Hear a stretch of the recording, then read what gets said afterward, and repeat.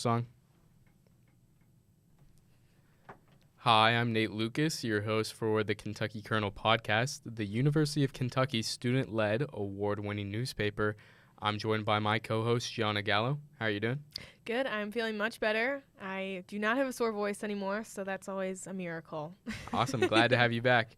Today, we'll be interviewing two international students about their cultures, getting adjusted to American life, and about what they know about Thanksgiving. A quick disclaimer, the opinions expressed on this podcast are the speaker's own and do not represent the opinions held by the Kentucky Kernel. All right, let's go. All right, hello you two, and welcome to the podcast. Thank you all for joining us so much. Would you all like to introduce yourselves? My name is Naija. I'm an international student from Jamaica in my second year, and I'm majoring in aerospace engineering. All right, and you said you were also a leader at the International Center as well? Yes, I'm a member of the International Student Leadership Team within the International Center. Okay, very cool. Mm-hmm. And you? My name's Giselle, and I'm from England, and I'm a junior, and I'm a nutrition major. All right, very cool. So cool. And then our first question for you all is, what brought you to Kentucky? Well, for me, my country is very small. It's a small island, so the universities didn't offer what I wanted to do, aerospace engineering. So my best bet was to go out of country to do exactly what I wanted to do. So I started looking at schools in the States, and then I'm also a very big basketball fan. Okay. So that's how I found out about UK to begin with. And I was like, oh, I really like the school. Let me just apply. And it worked out really well. I got a lot of scholarships, and I found out that they have a really good engineering program as well. So I just went with it. Okay, awesome. Mm-hmm. And how about you? So I'm only here for an exchange year, and I was considering doing the whole 4 years in America, and then I was like, it's quite a big step. Yeah. So I'm only here for a year, but I just really like the look of Kentucky, and we don't have sorority or fraternity life in England, and SEC school vibe. I wanted that really typical American experience with the basketball and the American football, and I like the campus life as well. Yeah, of course. And then what is your living situation like right now? Do you live in a dorm with a host family? I'm in Blazer, but Okay. I'm sharing with an American. I've never met her before, but she's lovely. Okay, cool. And how about you? What's your living situation like? I'm currently an RA, that's a resident advisor in a new building, an old frat house, actually, speaking of frat and sorority life. So I don't have much residents, but a lot of them are international students, so that's really cool that I get to be an RA there. Yeah. What did the process look like for applying to UK? Was it passports? What did that whole thing look like? Well, for me, the first step was obviously applying, and then going through the process of using your acceptance letters and stuff like that to apply for a visa, a student visa, doing the visa interview, and then once that was approved, it was just go from there. Mm-hmm. Yeah, for me, because it's only a year, it's integrated, so I kind of had to apply to my university in England first, and then if they wanted me to go away and I had the right grades, then I could apply to Kentucky, and I had to select basically 7 universities. Could be anywhere around the world, as long as it was partnered with my university in England. Oh. And then they ranked us against the rest of the cohort in our university, and then I got put Kentucky basically. But yeah, it's quite That's different. really neat. That's a neat experience. Okay. Very unlike Americans. Yeah, so you said you had a cohort, so it was you had a tier of school that you were allowed to go to? It had to be partnered with my university, Okay. and it had to do my course. So nutrition's quite niche, so it was quite easy to cut stuff down. And then depending on what grade you got in freshman year, you got compared to everybody else who'd applied. And then if you got the top, you get number 1, and et cetera, and they worked their way down the list. I see. So you didn't really pick Kentucky. It was one of my 7. Okay. Yeah. Were your other 7 also SEC schools? No. No? So I Okay. applied for also Canada, and then this is the only SEC school I applied to. Okay. What do you feel like is the biggest difference from where you're from and Kentucky? Or what was the biggest culture shock you got? For me, my biggest culture shock was definitely the food. so in my country, we cook a lot. Like a lot of our stuff is home based, and we don't eat out a lot. I feel like back home, eating out is more of like a once in a every now and then thing. It's not like a consistent thing. So when I came here and I realized that I'd have to go to like McDonald's every day to get food. Yeah. It's like, and then I realized that that was a normal thing for like Americans. So that was like one of the biggest culture shocks, and not really a culture shock, but something that was very hard for me to adjust to was the weather. So in Jamaica, obviously it's summer all year round. It's the only season we have. And then coming here, and then Kentucky, especially with its bipolar weather. Oh, where yeah. one day it's raining, the other day it's sunny. So just adjusting to the weather was a big thing for me as well. Yeah, seriously. I had my winter coat on this morning, and then by the Same. end of the Me day, I too. had my Yes. sweatshirt off. It was crazy. So do you guys have like Uber Eats in Jamaica even? No. No, not at all. No. Yeah. Yeah, No. it sounds like it They would not have a recently- market. So they recently like just got Uber itself. Okay. Really? So, yeah. So like Uber Eats and stuff like that is not a thing. Mhm. Do you There's like like McDonald's? I do. Like I didn't really eat it my first year, but I like recently like this semester just started going there more. McDonald's order? Double cheeseburger, medium fry, and maybe a vanilla shake if I feel like Ooh. it. Okay. That's a solid order. What about you? I'd say like the first thing was kind of the shock that a lot of people haven't like left America. Like in the best way to explain it, like in England, because Europe's so small and you can Yeah. pay like $30 to go to Greece, like on a plane. So everyone's got their passport, everyone's kind of traveled around a little bit. And then I've met the amount of people that just like, they're like, oh, you know, I've just been to these states. And I'm like, have you left America? No, you're the first like international I've ever met. Oh, okay. Amazing, I'm honoured. Definitely that. Yeah, seriously. I don't think I've gone more west than Illinois. Like, I swear. Yeah, In the I mean, I've States. never been out of the country, so Mhm. I've been to a lot of states, but not a lot out west. But I agree with that. I feel like it's very rare to find people that who live in America who have been out of the country. Mhm. All right, so let's talk about kind of the main reason you guys are on. So do you all celebrate Thanksgiving? In my country, it's not a thing. Okay. It really isn't acknowledged at all. To be completely honest, I don't know what it's for. I just know that it's this break in the ending of November, and I am just happy for a few days off. Yeah. So Yes. honestly, Yeah. to be completely honest, I really don't know what it even is. I maybe should find that out since I'm here now. But so no, in my country we don't acknowledge Thanksgiving. Okay. Yeah, it's the same in England. Like, I'd heard of it and I'd seen it on like TV shows and films, so I know what it is.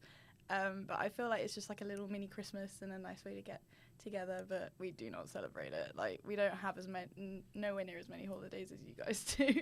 Yeah.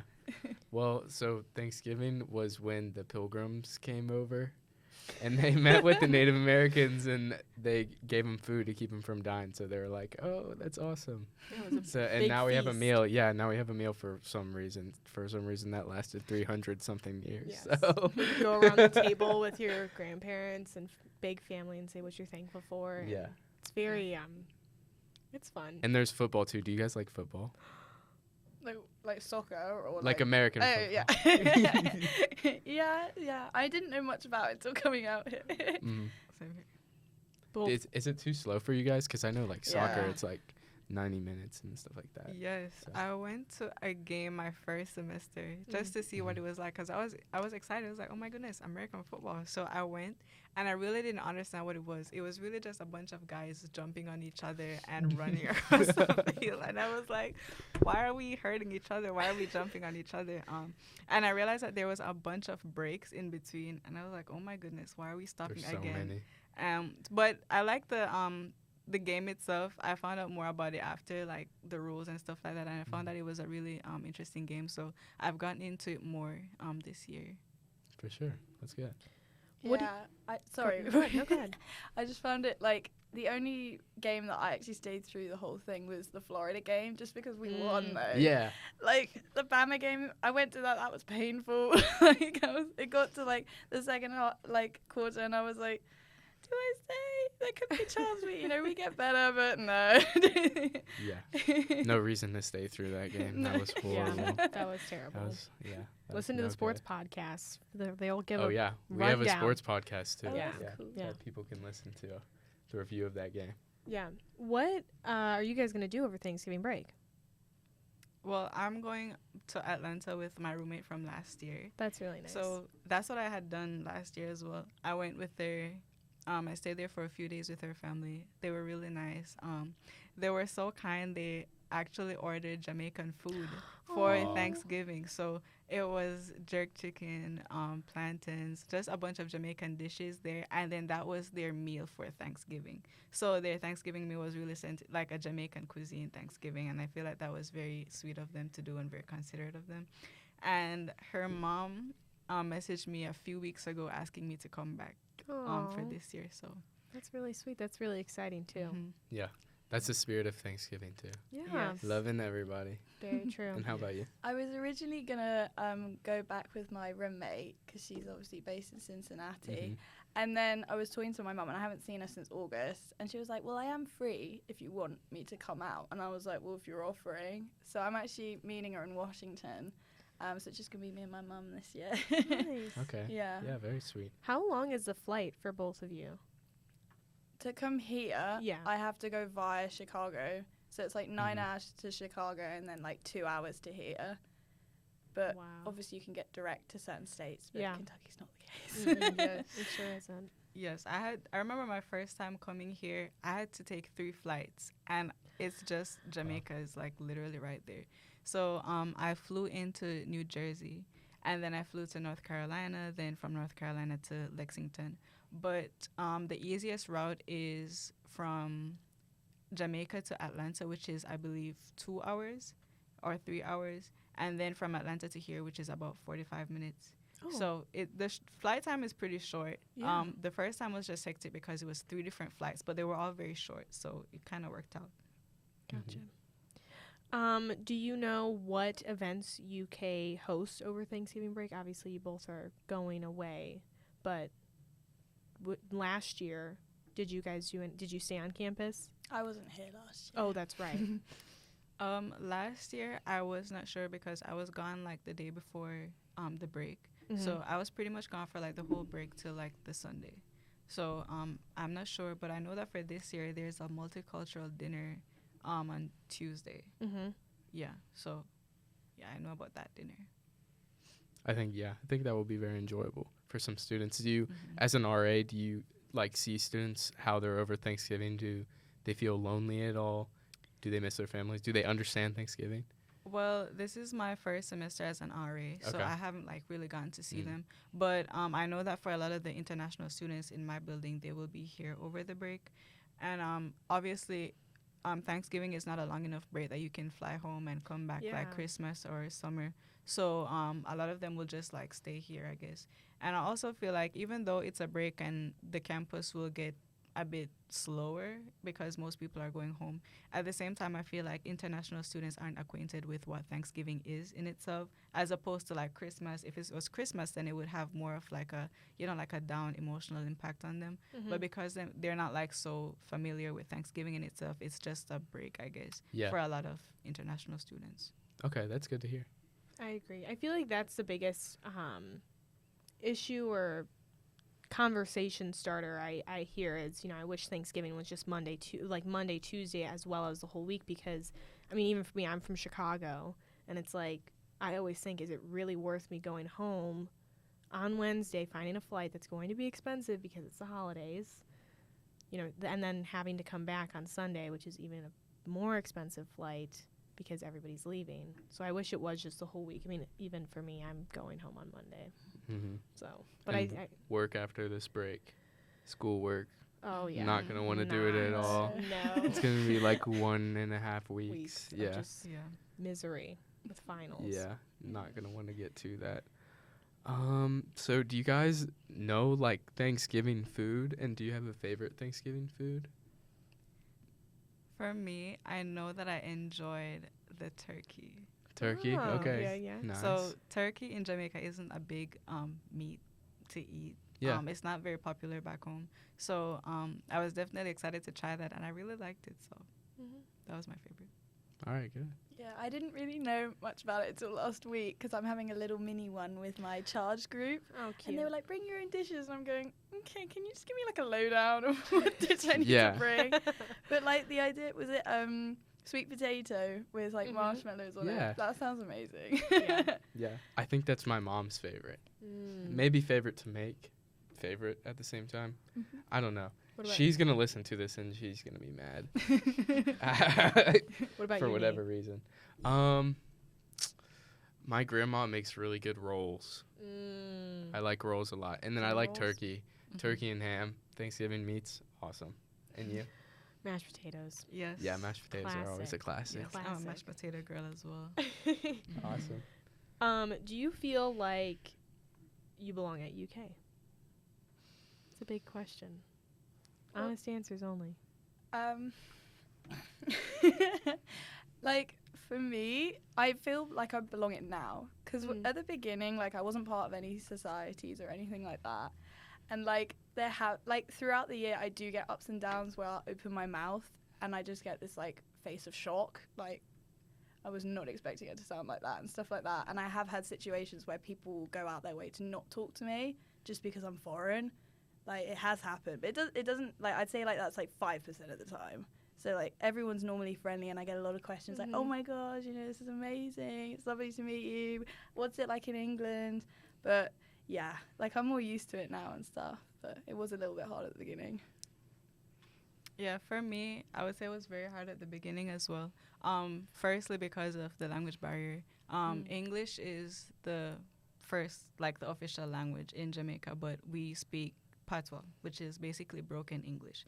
So I never really practiced straight English until I got here.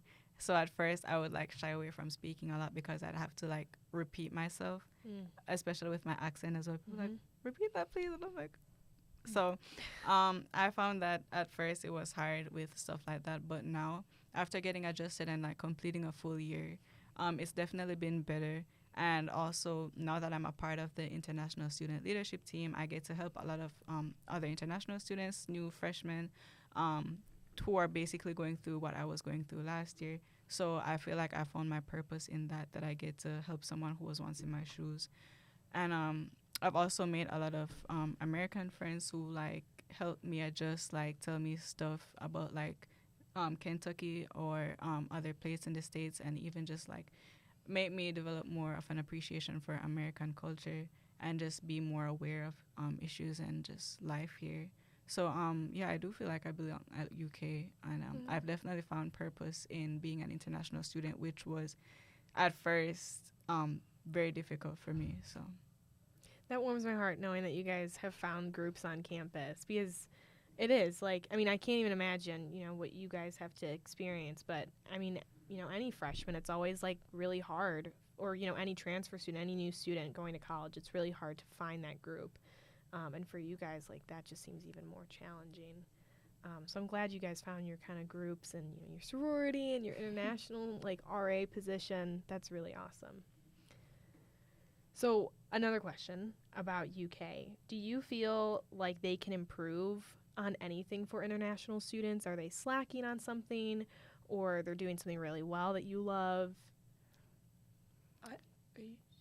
you can go ahead. Like we had our orientation during K week, and it was very much like integrated, and I really liked, like, we had it, was it 3-4 days? It was quite long. It was about 3 or 4. It was very long, but like there was one day where they got everyone to stand up and they'd, you know, shout out the country, and then they'd stand up and then everyone claps, and it was just really nice. And because of that, we met like all the internationals, and the fact we're all in blazer and we're all on the same floor, like it feels like a little community. Yeah.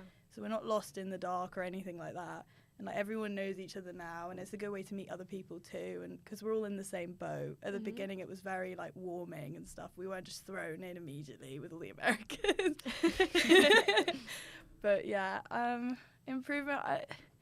I don't know. Maybe I feel like the only thing, because we were separate. I think it took about a month for some people. If you didn't join a society, we were very much separate from everybody else. You had to like make that conscious effort to join stuff and actually meet Americans and stuff. So like maybe finding like an activity where it integrates everyone in a way. I don't know. Yeah, I do think UK does a good job at catering to international students.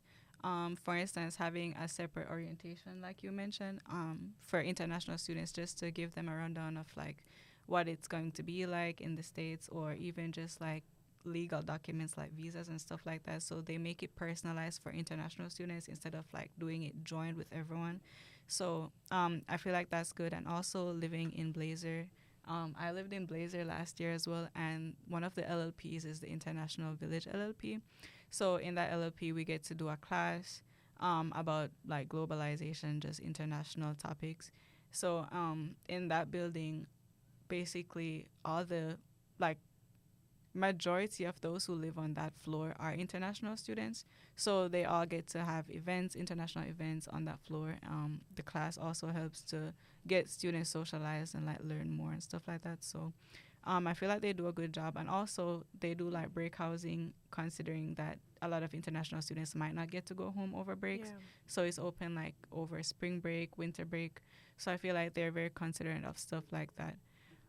In terms of improvements, I will say maybe not being specific to the international students, but more to the domestic students, in like maybe having classes or events to just make them more aware of the cultures on campus.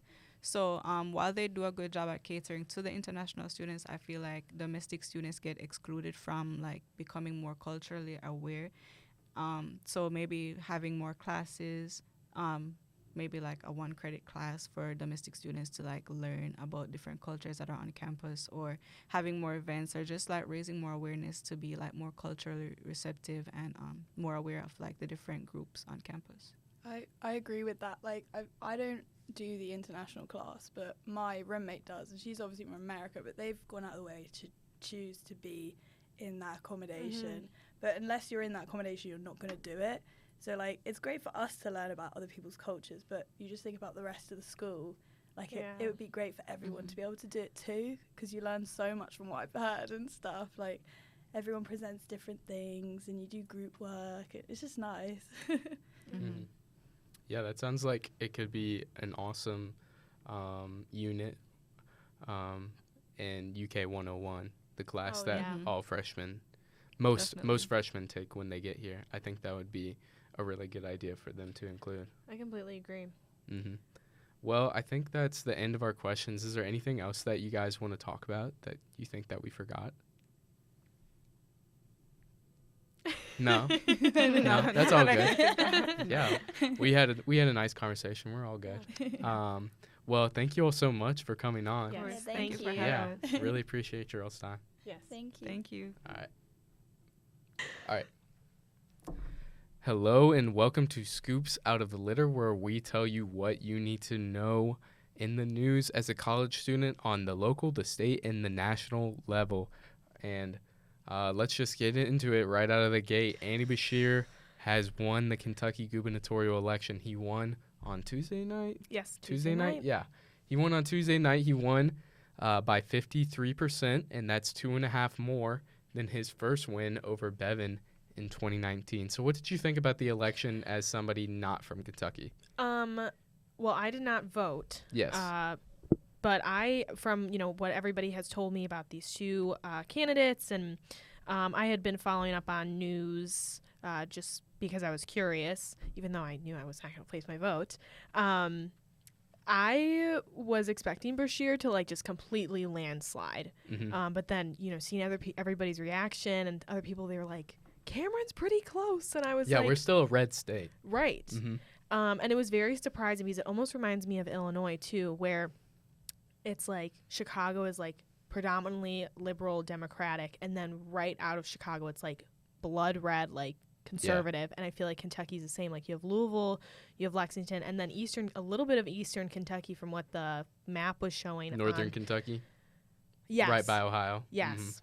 It was like little patches and everything else was red. So I was surprised, being honest, of how close this election was, but I knew that Beshear was going to win because it was just, I don't know, there was a lot of people saying Beshear's Yeah. going to win. It's just kind of in the cards for him. Yeah, what I saw from analysts too, or people that I follow on Twitter, was that the Beshear win was still very impressive to them. They Yeah. were still very, very impressed that Beshear won again in a predominantly red state. Mhm. He won by a generally good margin, 6%.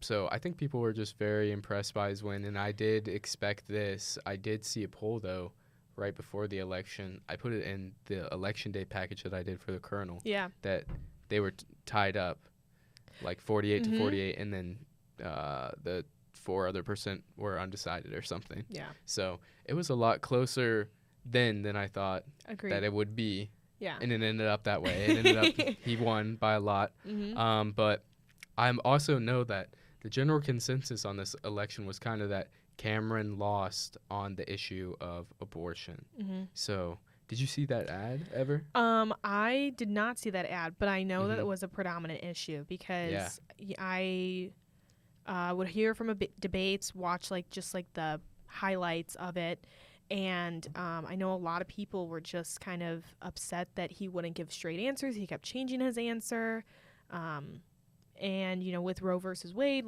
this is a big issue that needs to be talked about and needs to have a plan, and I don't feel like Cameron offered a strong enough answer, a firm answer. So I think that's a good reason why he lost. Yeah, I think so too. And I think it was also an impressive win. I just remembered this was because Mitch McConnell was supporting his campaign, been in office forever. He had his PACs, his super PACs supporting Daniel Cameron, so they were getting money funneled into his campaign. Donald Trump's super PACs were funneling money into his campaign, and he got the Donald Trump endorsement, obviously. Yep. So that was a really big deal for a state that I believe when Trump won, it was like 70-30. Yeah. It was not close at all for the Democratic nominee then, for Hillary then. Yeah. Back then. But Andy Beshear for president? When I interviewed Al Cross on the one podcast episode, I said, I was like, rumor has it, Andy might run for president. And he's like, oh, no. Or he said something it was so interesting to hear. Not this year. Yeah, no. And he had a very, very intelligent response back to this. And he's like, there's no way that he would run for president. I mean. Yeah.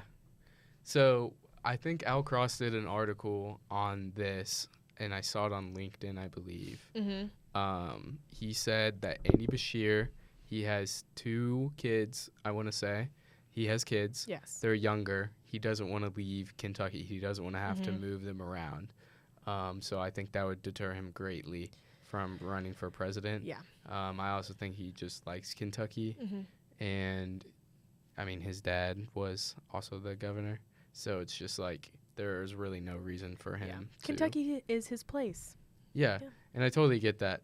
But I wouldn't be surprised if we saw him running for president. I think especially when his kids get older and he gets older, I would not be surprised if I heard his name in a campaign list or Yeah, I doubt we see him in 2028, but I think 2032 could be definitely a possibility if he stays relevant in politics and he doesn't make any huge mistakes, which he seems like a really down-to-earth guy, so I don't think he's in danger of making any of those too.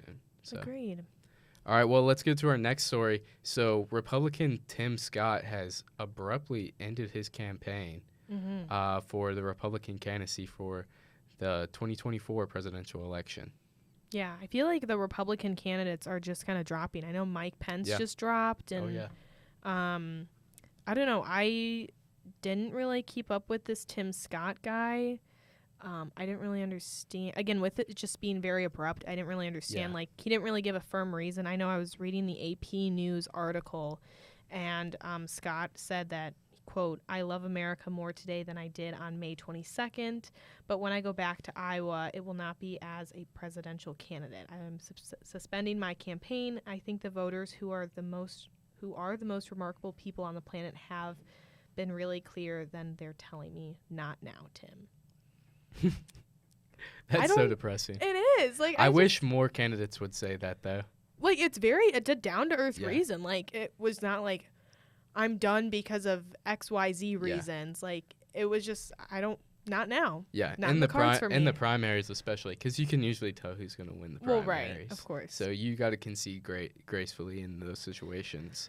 Mm-hmm. But it's okay that you didn't hear of him. I knew of him, and like I literally forgot his name. Like my roommate was like, "Oh yeah, Tim Scott," and I was like, "Tim who? Who? Like who are you talking about?" Yeah, I had to be reminded of who he was. Mhm. And I totally knew.